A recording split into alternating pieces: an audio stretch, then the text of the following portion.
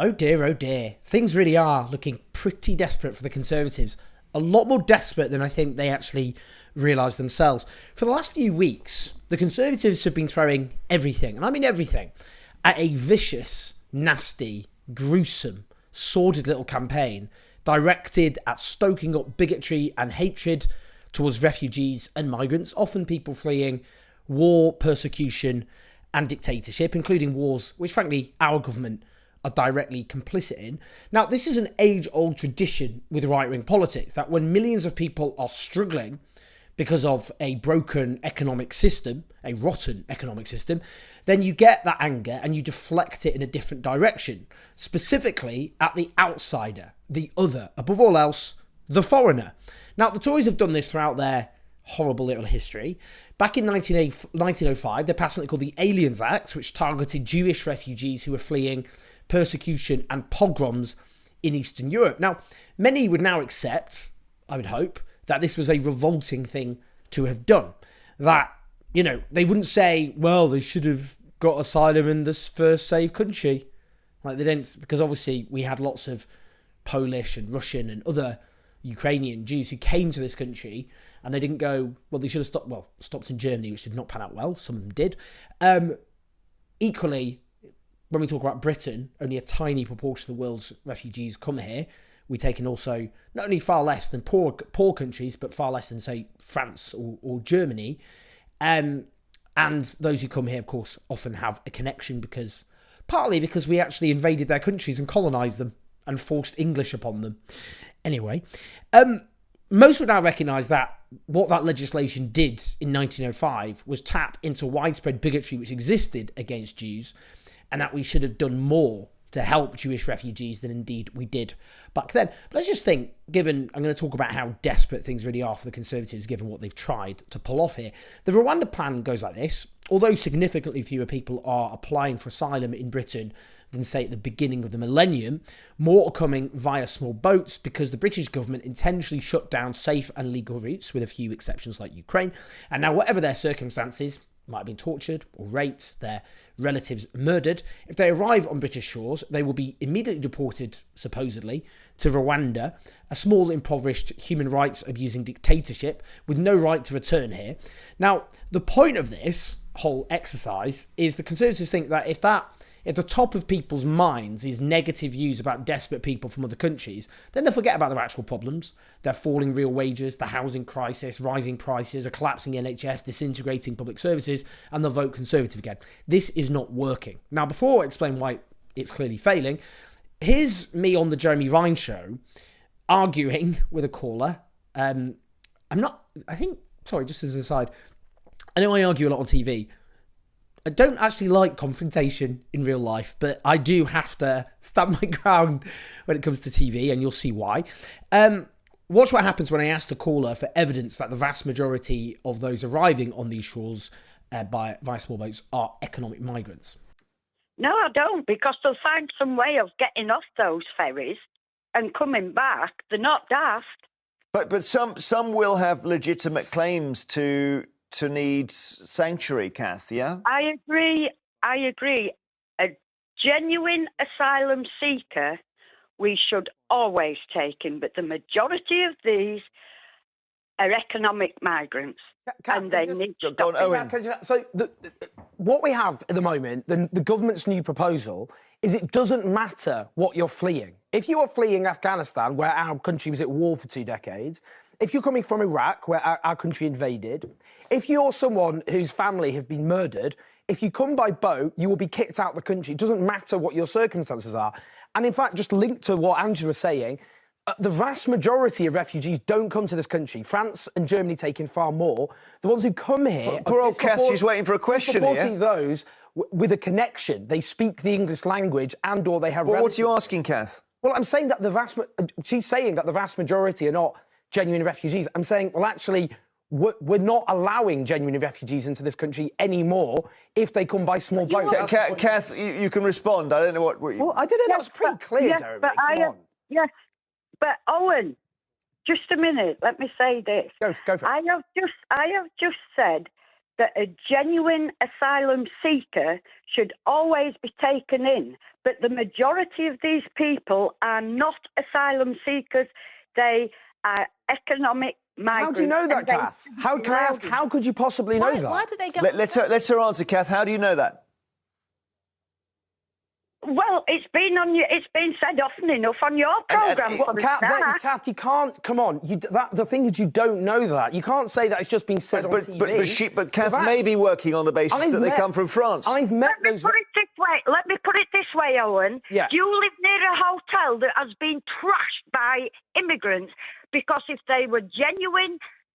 Kath, I think we've established you don't know the circumstances of these people. I have gone to Calais when those refugees were there in the camp in Calais before coming here. All right. And I met people from Darfur whose villages had been set on fire. I met people from Afghanistan, a 15-year-old boy whose father had been shot dead. I met people from Eritrea, which was ruled by a dictatorship basically as bad as North Korea. These were people who suffered pain you and I can never imagine. Okay.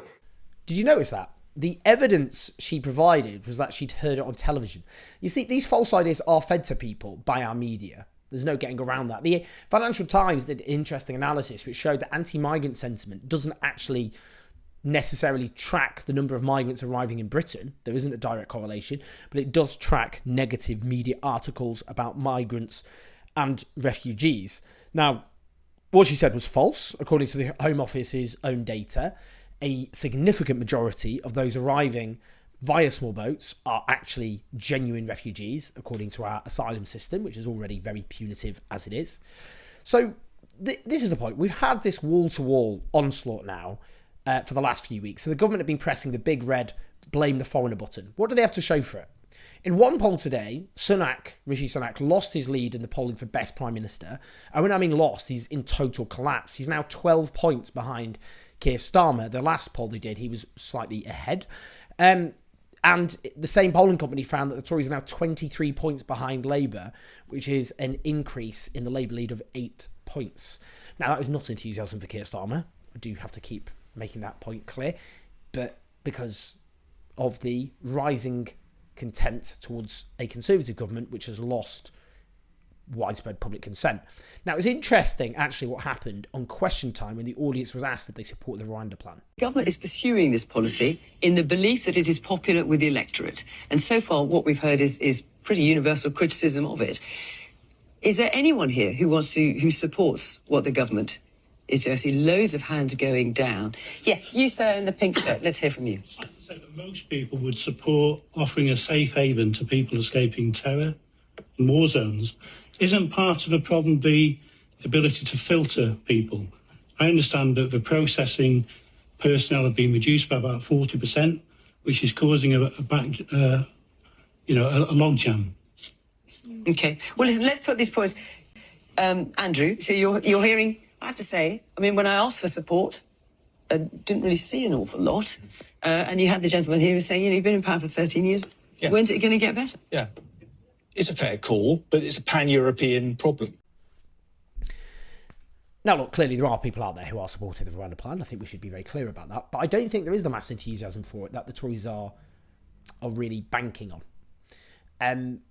Because that's what this is all about. This is all about Operation Deflect Popular Anger away from the real targets. The fact is that we do have a rotten economic system. It's easy just to blame everything on the Conservative government. The issue with the Conservative government is they entrench and deepen the viciousness of the existing economic system. Now, look, I don't hold a candle for Keir Starmer's Labour Party. And when Starmer's government come to power, we will have to fight them on a whole range of issues. But the reason, when I see when I see the Tory support collapsing, when they've been doing everything they can to whip up hatred and bigotry against desperate people, to appeal to the darkest possible impulses of the human condition in a desperate attempt to maintain power, and it fails, that's something to rejoice. Because what would have been very depressing is if the Tories had been pressing the big red racist button, get angry about refugees and migrants, and then suddenly they start climbing the polls. What would that show? Well, that would show that racism works. I mean, it can work electorally, let's just be honest about it. It has throughout history. But it would be a vindication for that as a strategy. It would also encourage a principle-free Labour Party to go down that route themselves. in response. They'd be like, we're losing ground, so let's indulge this as well. And it would enshrine and deepen a vicious racist campaign, but it isn't working. That playbook isn't working.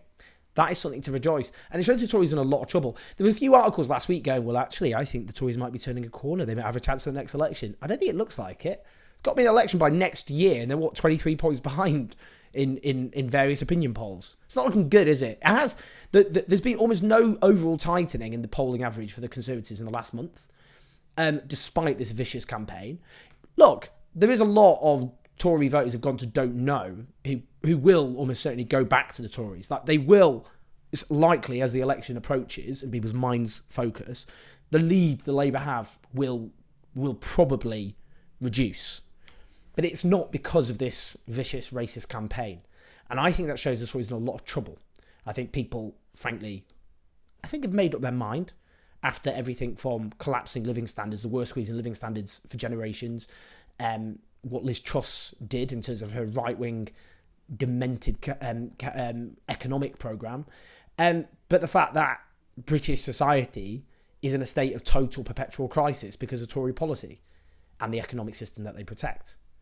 And I think what that shows is actually things are looking very, very bad for the Conservatives because they bet everything on this and it hasn't got the electoral dividends that they wanted. And I think sometimes you get a bit depressed living in this country, but I think that's something which should be very heartening for those of us who believe in a different sort of Britain. Please like, subscribe, and do support us on patreon.com/MJones84. I'll see you in a bit.